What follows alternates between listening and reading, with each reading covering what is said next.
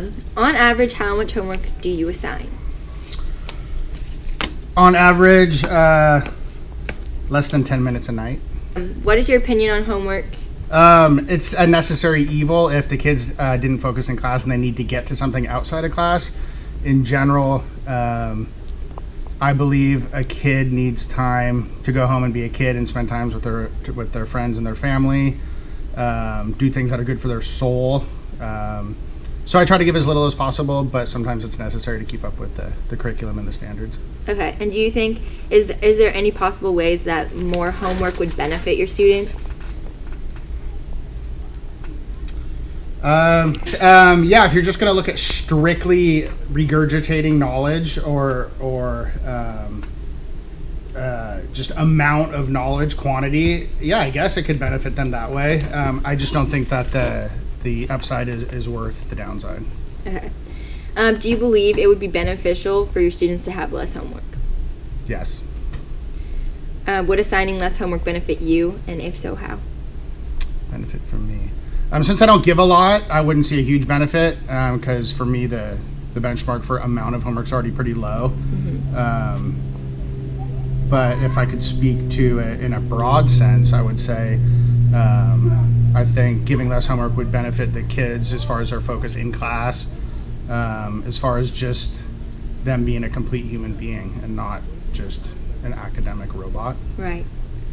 For a student, would it be worth sacrificing sleep to complete homework you assign? Absolutely not. Do you believe that the more advanced a class is, the more homework should be assigned?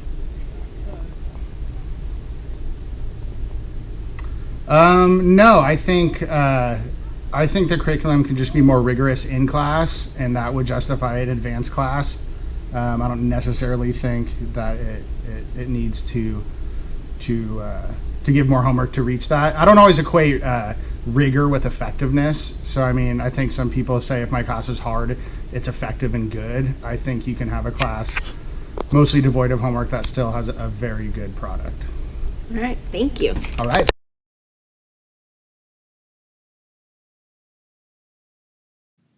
On a highway in Shingletown, there's a lonely little cross of flowers that sits next to the road. It hasn't been there for long. The cross marks the tragic spot of where one woman's life was lost and the life of a boy was changed forever. It happened on a normal day when the boy was driving home from school. He was a typical high-achieving student who took all the hardest classes and participated in multiple extracurriculars both in and out of school.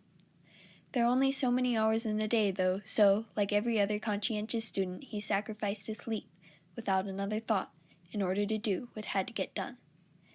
Like 86% of AP and Honors Shasta High students who admit to driving tired, he made the long drive home, and, just for a split second, he fell asleep. It was long enough to drift onto the shoulder, where by chance there was a woman out for a bike ride. The boy's grandfather graciously agreed to talk to me about this incident. He said that his grandson was a boy who worked hard to overcome problems at home. Despite his problems, he had a dream and knew what he needed to do to accomplish it. Almost every school night he stayed up late to do homework. His grandfather says that before the incident, he was receiving scholarships and acceptance letters every week. After what happened, his grades dropped as he struggled to do something as simple as get up in the morning. Right now, his grandpa is helping to get him counseling, and he is beginning to recover. The boy that fell asleep at the wheel was simply doing what teachers ask of high-achieving students. He was trying his best in school and being involved in extracurriculars. Like I said before, though, there are only 24 hours in a day, and no way for high-achieving students to get done what needs to be done without being sleep deprived.